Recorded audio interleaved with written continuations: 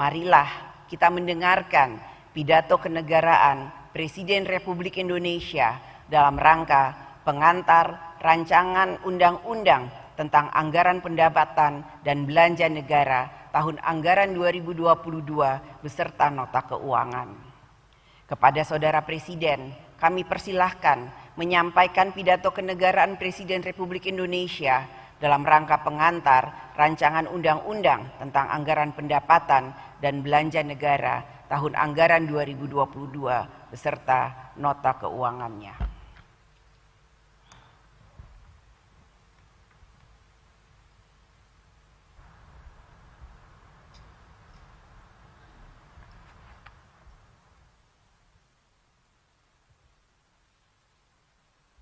Bismillahirrahmanirrahim.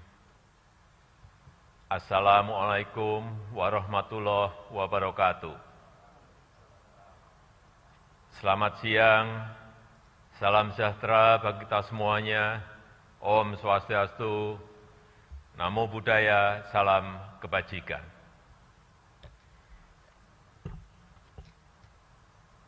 Yang saya hormati Wakil Presiden Republik Indonesia,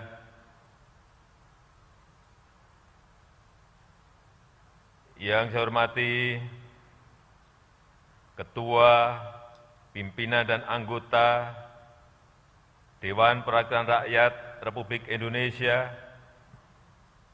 yang saya hormati Ketua, Pimpinan dan Anggota Dewan Perwakilan Daerah Republik Indonesia, yang saya hormati pimpinan dan anggota lembaga-lembaga negara, yang saya hormati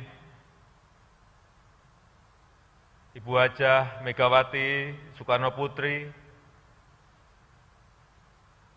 Presiden kelima Republik Indonesia, yang saya hormati Bapak Susilo Bambang Yudhoyono, Presiden ke-6 Republik Indonesia, yang saya hormati para Menteri Kabinet Indonesia Maju, Kepala Lembaga Pemerintahan, Panglima TNI, Kapolri, dan Jaksa Agung, yang saya hormati hadirin sekalian yang berbahagia, serta saudara-saudara sebangsa dan setanah air.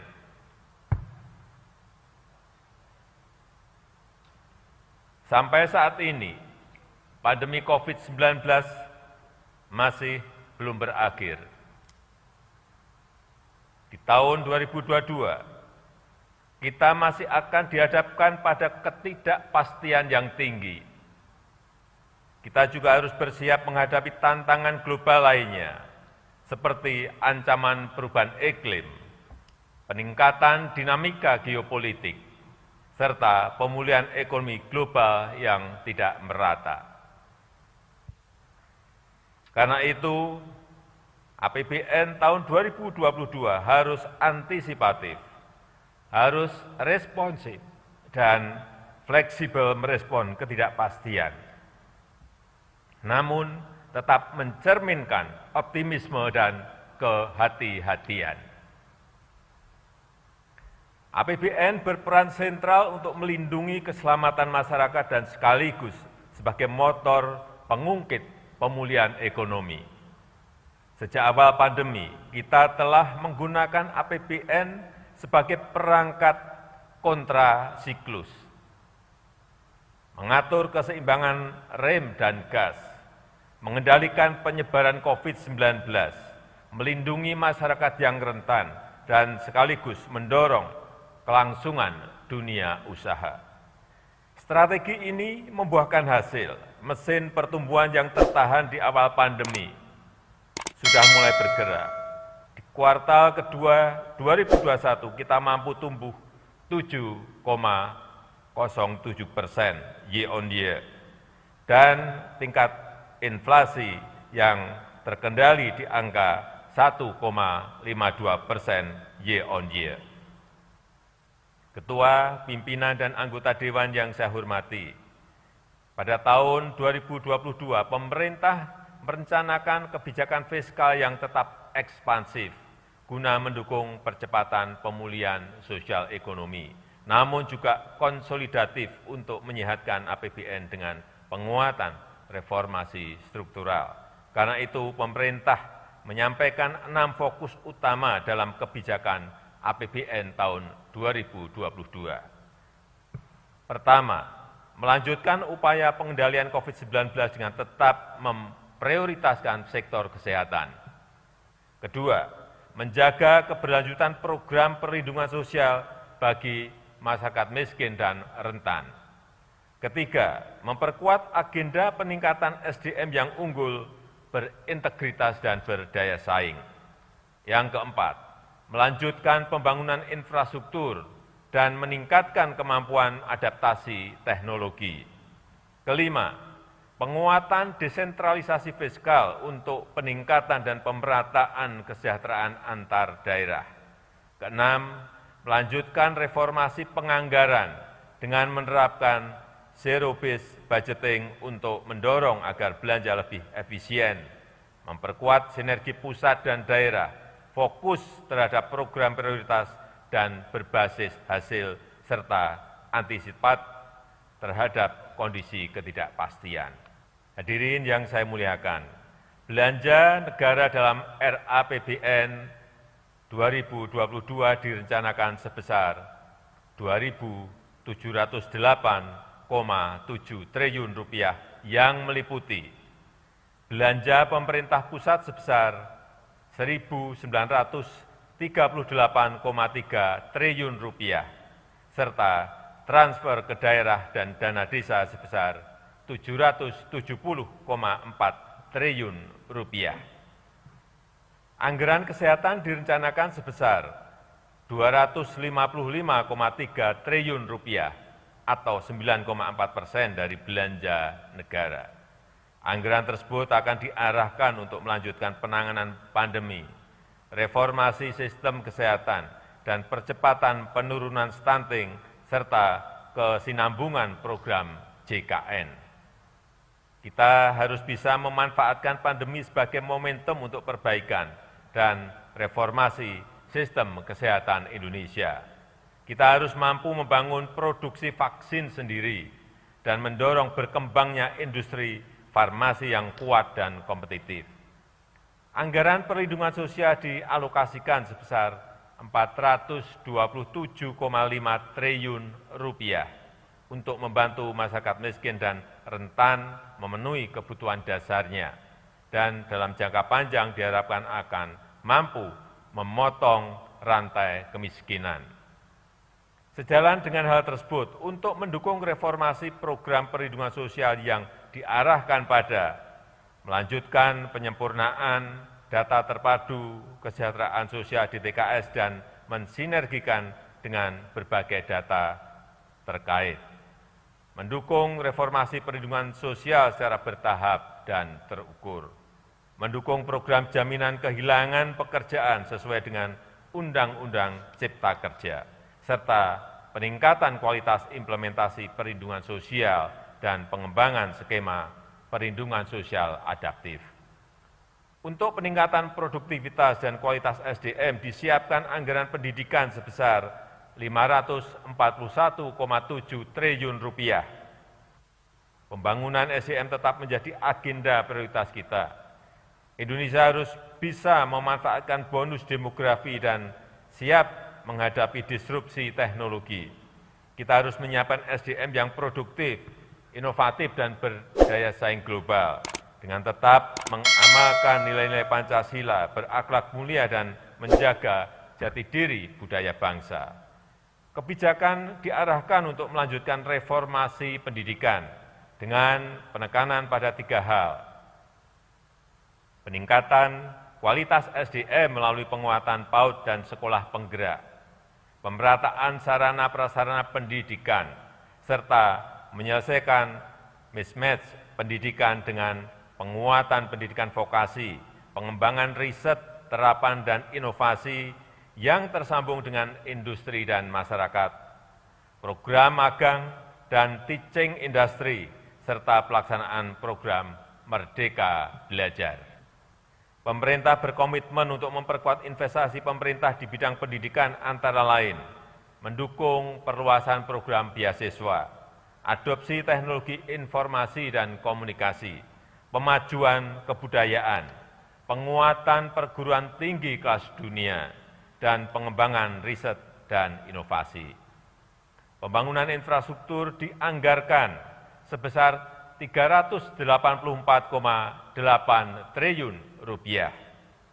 Pembangunan infrastruktur diarahkan untuk mendukung penguatan penyediaan layanan dasar, mendukung peningkatan produktivitas melalui infrastruktur konektivitas dan mobilitas, menyediakan infrastruktur energi dan pangan yang terjangkau andal dan memperhatikan aspek lingkungan, serta pemerataan infrastruktur dan akses teknologi informasi dan komunikasi. Pada tahun 2022, anggaran transfer ke daerah dan dana desa direncanakan sebesar Rp770,4 triliun yang akan difokuskan pada meningkatkan kualitas belanja daerah agar terjadi percepatan dalam peningkatan dan pemerataan kesejahteraan, melanjutkan kebijakan penggunaan DTU untuk peningkatan kualitas infrastruktur publik daerah, pemulihan ekonomi di daerah, pembangunan SDM pendidikan, dan penambahan belanja kesehatan prioritas. Meningkatkan efektivitas penggunaan DTK melalui penyaluran DAK fisik berbasis kontrak dan DAK non-fisik untuk mendorong peningkatan capaian output dan outcome, serta mendukung perbaikan kualitas layanan. Melanjutkan penguatan sinergi perencanaan penganggaran melalui peningkatan harmonisasi belanja kementerian, lembaga, dan TKDD, serta memprioritaskan pembangunan dana desa untuk pemulihan ekonomi di desa melalui program perlindungan sosial dan kegiatan penanganan COVID-19, serta mendukung sektor-sektor prioritas. Pemerintah juga akan terus melakukan penguatan quality control terhadap TKDD agar terjadi perbaikan dan pemerataan layanan publik di seluruh pelosok tanah air, serta untuk memastikan program prioritas nasional yang dilakukan pemerintah daerah berjalan efisien, efektif, transparan, dan berkeadilan. Penajaman juga kita lakukan dalam pengelolaan dana otonomi khusus Papua dan Papua Barat. Lahirnya Undang-Undang Nomor 2 Tahun 2021 membawa angin segar perubahan pengelolaan dana otonomi khusus yang lebih baik. Perpanjangan dan peningkatan besaran dana otsus menjadi 2,25% dari plafon dana alokasi umum nasional, disertai dengan perbaikan dan penajaman kebijakan dalam skema pengalokasian, penyaluran, dan tata kelola dana otsus. Upaya itu diharapkan memberikan dampak signifikan bagi peningkatan kesejahteraan masyarakat di tanah Papua. Berbagai kebijakan belanja negara secara keseluruhan diharapkan dapat mendorong tercapainya sasaran pembangunan pada tahun 2022, yakni tingkat pengangguran terbuka 5,5 sampai dengan 6,3%. Tingkat kemiskinan di kisaran 8,5 sampai dengan 9,0%, dengan penekanan pada penurunan kemiskinan ekstrem. Tingkat ketimpangan rasio Gini di kisaran 0,376 sampai dengan 0,378, serta indeks pembangunan manusia di kisaran 73,41 sampai dengan 73,46. Ketua, pimpinan, dan para anggota Dewan yang saya hormati, untuk mencapai sasaran pembangunan di atas diperlukan peningkatan pendapatan negara pada tahun 2022 menjadi sebesar Rp1.840,7 triliun, yang terdiri dari penerimaan perpajakan sebesar Rp1.506,9 triliun dan penerimaan negara bukan pajak PNBP sebesar Rp333,2 triliun. Mobilisasi pendapatan negara dilakukan dalam bentuk optimalisasi penerimaan pajak maupun reformasi pengelolaan PNBP.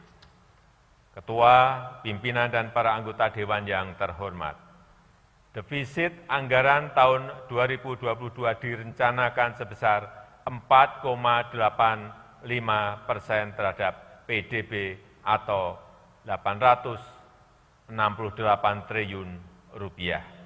Rencana defisit tahun 2022 memiliki arti penting sebagai langkah untuk mencapai konsolidasi fiskal. Mengingat tahun 2023 defisit anggaran diharapkan dapat kembali ke level paling tinggi 3% terhadap produk domestik bruto. Defisit anggaran tahun 2022 akan dibiayai dengan memanfaatkan sumber-sumber pembiayaan yang aman dan dikelola secara hati-hati dengan menjaga keberlanjutan fiskal. Komitmen untuk menjaga keberlanjutan fiskal dilakukan agar tingkat utang dalam batas yang terkendali. Hadirin yang saya muliakan, demikianlah keterangan pemerintah atas rancangan undang-undang tentang anggaran, pendapatan, dan belanja negara tahun anggaran 2022 beserta nota keuangannya. Besar harapan kami, pembahasan RAPBN tahun 2022 dapat dilakukan secara konstruktif demi mewujudkan Indonesia maju berdasarkan Pancasila dan Undang-Undang Dasar 1945. Semoga Allah Subhanahu wa Ta'ala senantiasa memberikan rahmat dan ridho-Nya bagi kita semuanya dalam melaksanakan tugas dan amanah seluruh rakyat Indonesia. Dirgahayu Republik Indonesia, Dirgahayu Negeri Pancasila Merdeka! Terima kasih. Wassalamualaikum warahmatullahi wabarakatuh. Om Santi Santi Santi Santi Om Namo Buddhaya.